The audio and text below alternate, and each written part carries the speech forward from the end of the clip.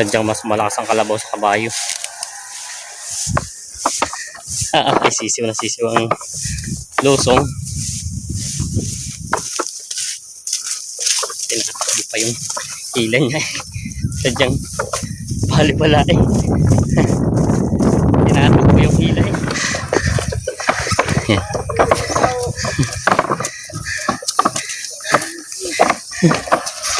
Ayan na, ayos na. Hindi na ayos na. Parang hindi ito yung gamit mo na minsan, bossing ano? Ay ba naman? Palitan? Dalawang kalabaw ni bossing dito na ginagamit paghila.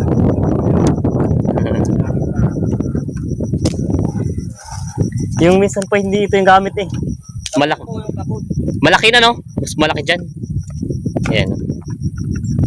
Ilan kayo ngayon? Ilan kayo? Nandiyan na po yung mga bayanin. Sabihin ko iba ba ang kinuhanan mo? Iba ang kinuhanan yan? May ilang taon na itong ganito? 6 na taon na rin. Bata pa din. Mas malakas nga ang kalabaw. Nagtatanong yung ibang mga manood natin nakaraan. Mas malakas naman talaga ang kalabaw sa kabayo. Pero ngayon lang tayo makakita na naghihila ng kalabaw. Pero talaga yung nagamit mo ito sa lukban? Paghihila. Ayan. Ginagamit naman talaga pala nila sa paghihila ng kalabaw niya. Sadya naman sa ilahan talaga mas malakas ang kalabaw at ginagamit nga ito sa pag-aararo. Ayan. Ngayon lang ito di ibang hila niya ngayon at kukulamber. 6 na taon. Si boss daw ay ilan ang kalabaw mo sa inyo, bossing? Ha? 10. Dami. 10 ang kalabaw ni bossing na ano? Alaga. Lahat yun ginagamit mo? Hindi naman yung iba. Hindi naman palalaw lahat. Yung iba lang. Yung nasasama tayo kay bossing doon sa ano, pupuntahan yung kinukuhanan nila. Ang pagkakalagay pala ng kanyang ano para sa ano daw diyan palangka ano. Ganon din sa kabayo. Para din sa kabayo, para hindi magsugat. Yan. Buni bossing. Ang mga kalabaw talaga sa lukban pag nakita niyo talaga mga solid ang katawan. Ay, pinipids mo din hindi? Talagang damo lang. Nakaganda sa kalabaw tipid din, no? Hindi katulad ng kabayo. Ayan. Damo tubig lang. Ayan yung kalabaw ni bossing. Ito yung ginagamit niya paghila. Kasama tayo sa kanila. Pag kuha ng mga hinihila nilang kahoy. Doon pa rin sa dati? Doon pa rin.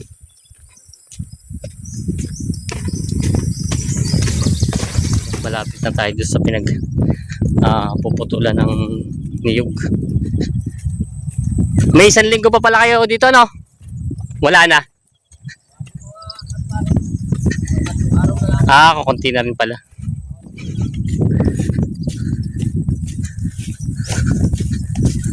Ayan yung mga daan nito dito. Ito lang medyo mahirap-hirap pag may karga. Ayan, kasalubong na natin yung mga maghihila.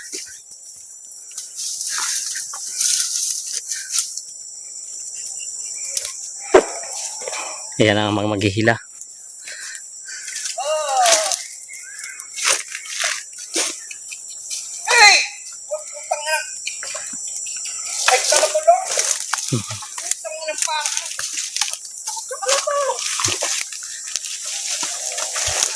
Ayan o.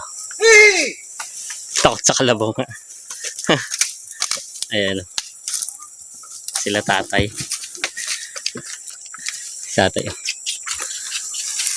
Para yung nakaraan si tatay, hindi natin nakita yung pumunta tayo dito. Ito naman si kuya o. Easy. Easy lang. Dali yan eh. Ayan. Si kuya. Dananakbo eh. Yan na mga Talongs TV na dito na tayo sa pinunta natin dati at ang kababate lang natin si boss yung magkakalabaw. Titin natin paghihila niya ng mga kalabaw kasi nakaraan puro magkakabayo na sa lubong na natin siya na may karga at magtatanong tayo ng ilang impormasyon lalagay sa kanyang kalabaw na ito. Yan. Kasi kaisa isang kalabaw nakita natin naghihila talaga ito. Ay, puti ka na. Buti ka na. Yan. Puti ka na pala dito sa dinadaanan ngayon. Sa nakaraan hindi pa ganito, basa. Ngayon basa na. Nagpapatubig na yata din.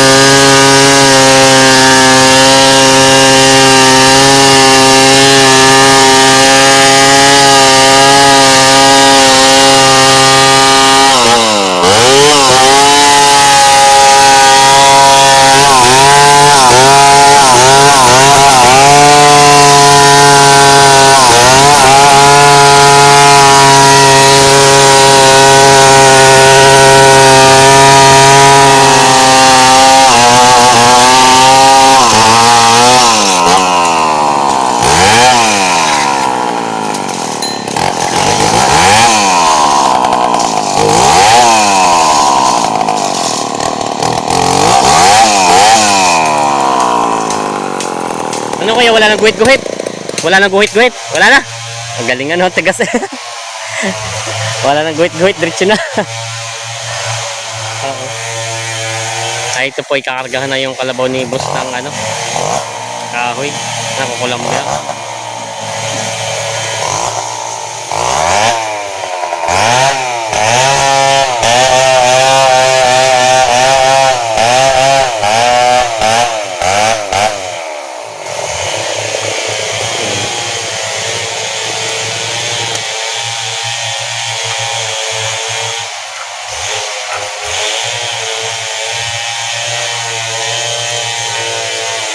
Kinakargahan na ng coco lumber. Kabila, dapat i-balance talaga ang pagkakarga para hindi mahirap matagilid yung hayop.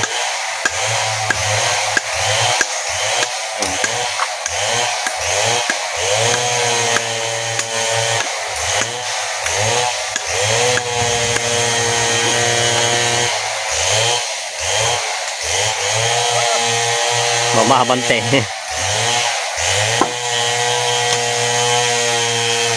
Bossing, anong haba niyan? 12. Haban 12.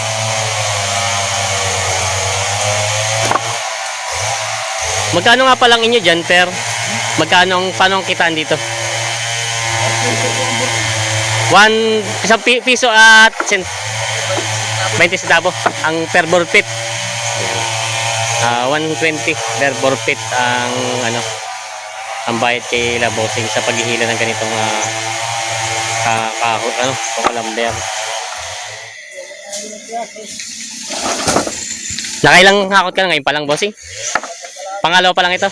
At maaga pa tayo dumating, alas 9:30 dumating tayo dito. Ano, pangalawang balik mo, yung isa na, ang gamit mo? Ayun na. Kasama pa rin tayo. Yung isa naman daw. Hindi naman pala sila talaga, ano, kumbaga may pahinga ng mga kalabaw ni boss. Pag pangalawang hakot, yung isa naman ang gagamitin.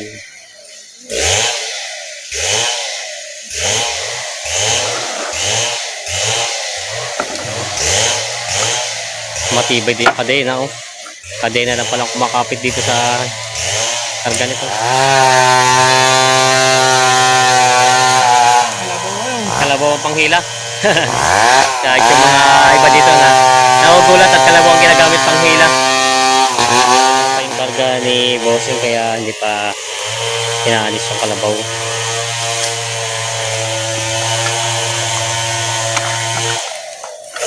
Yan. Para balance eh.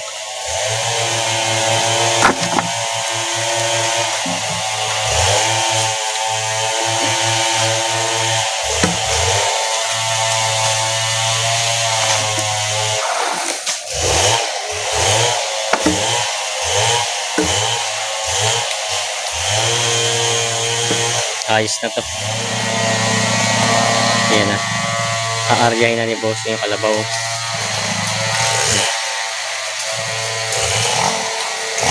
Alaman dadaanan. Lakas yun.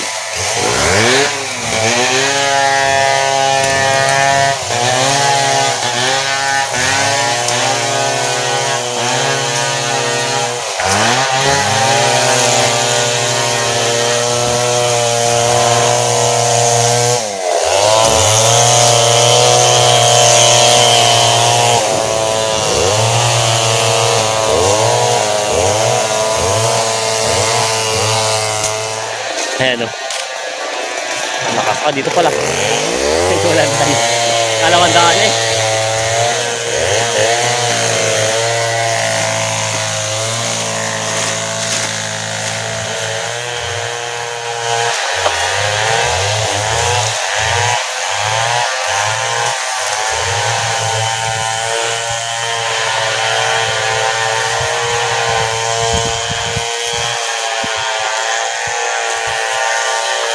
Isadong daan ng kalabaw.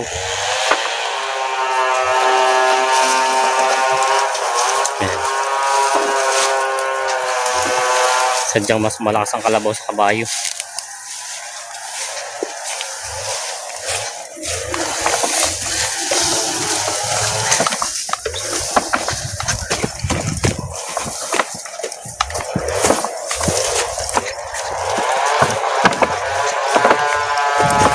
Si Bossing ang kaisa-isang may kalabaw dito. Yung iba yung mga kabayong gamit. Bossing, may iba nga pala yung nagbebenta ka rin ng kalabaw, ano? Eto mga kalabaw yung binibenta mo din? Yan. Oo, yes wala. Pag gusto niyo mga ganito mga kakalabaw na mga gamit na Pang-arado po. pang-arado. Oo. Yan, si Boss rin dati sa Facebook. Pag gusto niyo, ito rin binibenta niya rin itong mga kalabaw niya ito. Si Bossing nabanggit sa atin, nagbabuy and sell ka rin, ano? Pero ito, ilang taon na sa'yo na ginagamit mo? 2 taon na po ito. 2 taon na ginagamit yung Bossing dito sa paghihila. Ito yung marunong sa araro tsaka dito sa kargahan. Ayan.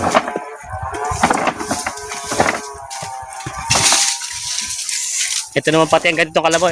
Nabasa mo naman siguro yung mga comment na iba. Ito naman hindi mo makarga pag hindi kaya, ano? Oo. Kailangan ko yun. Kaya. Ito nga kaya gamit sa talaga sa pag hanap buhay. Mahal din po namin na rin. Oo. Ginagamit, nagpapakinabangan kaya sadyang hindi naman daw kargahan to ng hindi naman kakayanin. Kaya medyo maputik na nga lang din eh. Nagbaha na dito.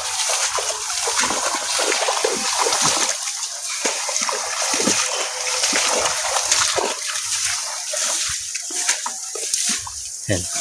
Parang gusto tumubog. Kala ko tutubog pa eh.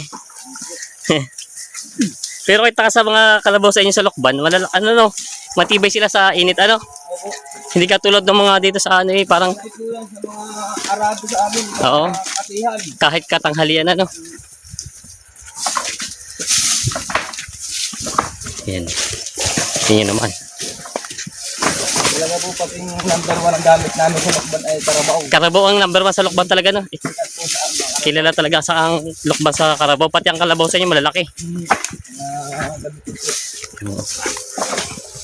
Ito naman pati sa yung mga manor natin dyan. Hindi naman nakakargan ito pag hindi kaya. At hindi makakalakad dito pag hindi kaya. Hindi abante. Ayan. Si boss, nakakakot na ng isa. Lokmanin yun. Nakasama mo. Kabayan naman ang gamit nila. Pero sa tagal natin nasama sa ganito mga maghihila, si Little tayo nakita nag-hihila ng kalabaw. Ayan. Ito bossing na ilang kilometro? Isa lang? Mahigit na may 1 kilometro. Mahigit 1 kilometro naman doon layo nito sa pinaghihilahan niya.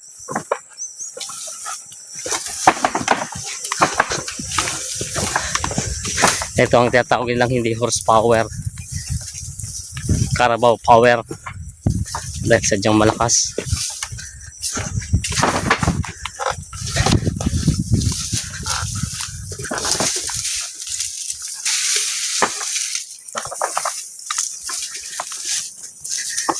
Ayan, easy lang eh, gusto pa itatakbo eh. Kita mo naman ang kalabaw pag nahihirapan, hindi naman siya natin, oh. Yung sungay niya lang nauntog ano. Mahirap at may sungay. Kaya siya ay nakayuko. Nauntog doon sa kukulamber.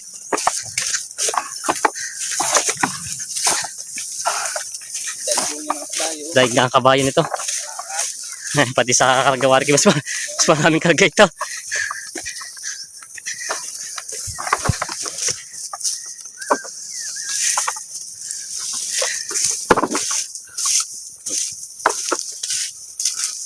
Tinatali pa yung hila niya eh.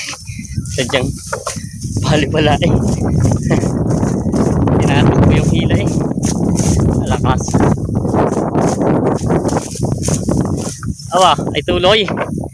Walang ala-alalay. Kuya. Sadyang malalakas. Malalakas ang binti talaga ng kalabaw. Ay kita naman ang binti pati sa mga kabayo eh.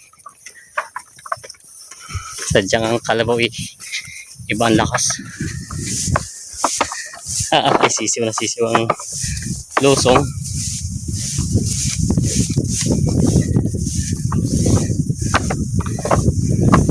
Tandahan, ang makakaraming boss mo agad.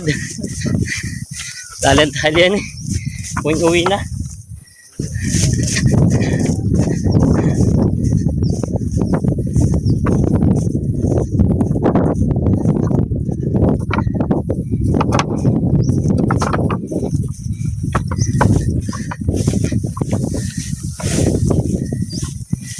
Lapit na.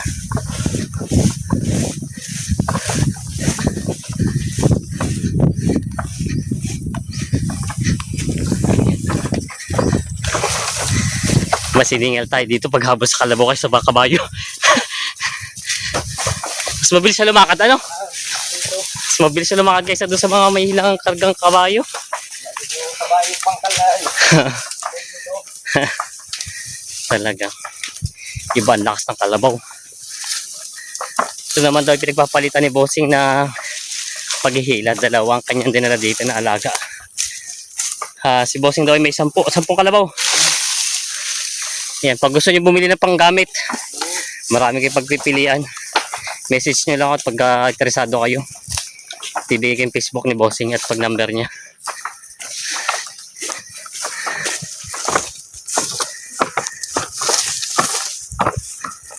Ayan na.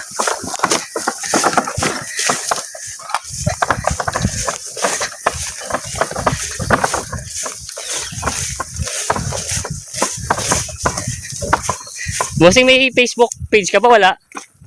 Hindi ka naman nagbablog ano? Oo, si Boss lang yung interview natin na nakaka. Siya ay follower pala natin.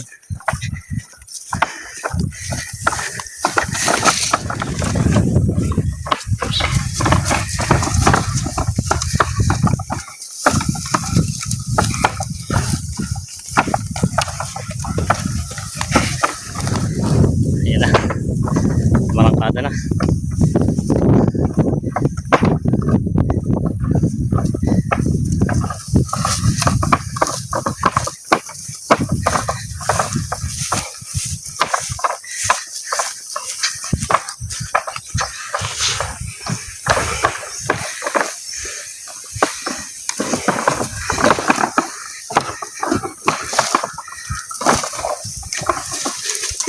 Yan, tabing daan na.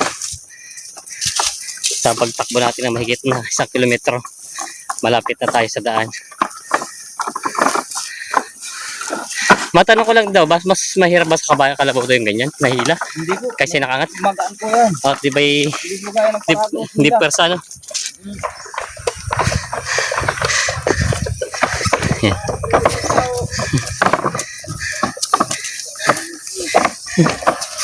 Ayan na, ayos na. Dito ako sa tabing daan. Ayan. Ito yung pangalawang hakot ni Bossing ngayong umaga.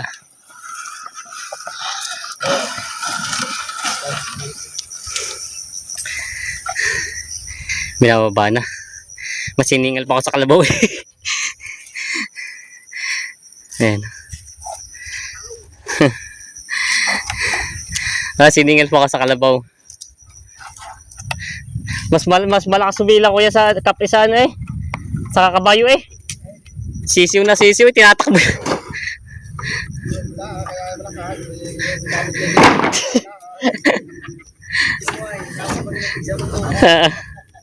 Lakas eh.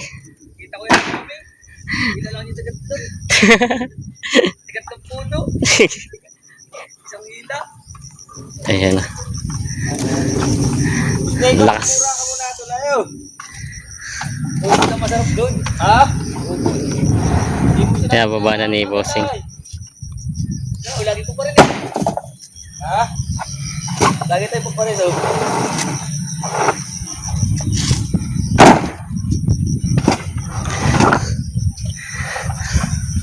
Yan ito yung pick up na dito.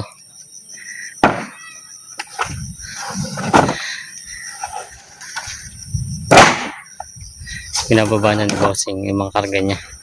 Makikitag sa bibilangin ni tag 15 peraso ang karga. Bawahan sa 15 ang karga niya bawat kabilaan.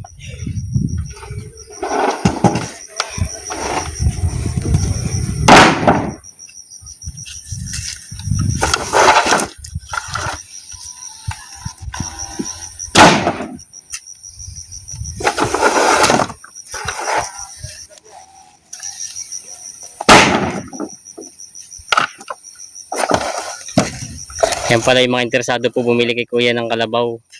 Ganito rin kalalaki mga kalabaw mo doon. Mga pambinta. Mga maalam na rin. Oo. Ayan. Kala sa pambinta, may mamimili din eh. Ayan. Bigay ko na kay Kapitan ay. Bibili na ba ni Kapitan ito? Ayan pala. Ayan. Pag yung interesado kayo, nabibenta rin siya. 10 daw yung kalabaw niya. Nga alaga. Ayan. Ito yung kalabaw ni boss.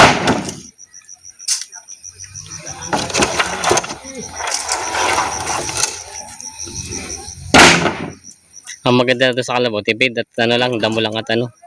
At tubig ang ano dito. Ayan. Kamusta kalabaw? Ayos naman daw siya.